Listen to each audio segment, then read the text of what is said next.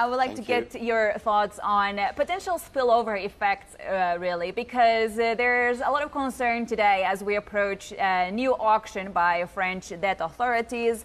Like, there could be ramifications here for other parts of the Eurozone debt market. Are you concerned that this call for a snap parliamentary election in France could have ramifications also for other Eurozone bond yields, including the Portuguese? Well, good morning. We are confident that the European institutions and the European project will remain very strong. And we believe markets will continue to have confidence in the Euro project.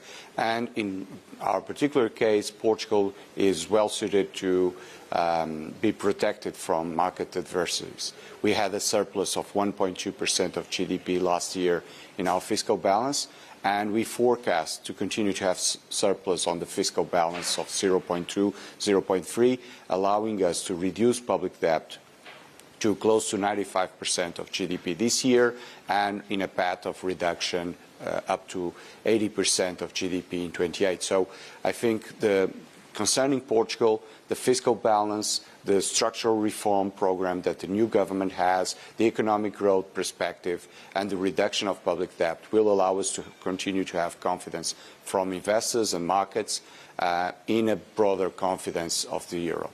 All right, but recently you've highlighted that in the first quarter, the Portuguese economy registered a deficit. You've suggested that a lot of that had to do with the previous government. You've blamed them for the fiscal position of Portugal. So ultimately, what is the message to international investors? Do they need to be concerned about the state of the fiscal position in Portugal? No, international investors and international institutions should be confident on the fiscal position of Portugal.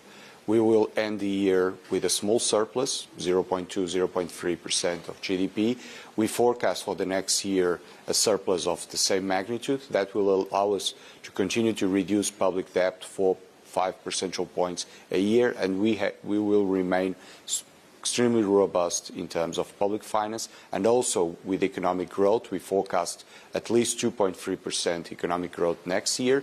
With the structural reforms we're implementing, we expect growth to increase, and we believe our potential GDP could grow up to 3% over the next years, giving more fiscal space to Portugal to reduce the public debt. Now, a lot of the economic performance is coming from the tourist sector, and this is not just a case in Portugal, it's very much a trend across the south of Europe itself. But ultimately, Minister, do you recognize that there's potential risks here of a tourist bubble, really, for the Portuguese economy and more broadly for the south of Europe?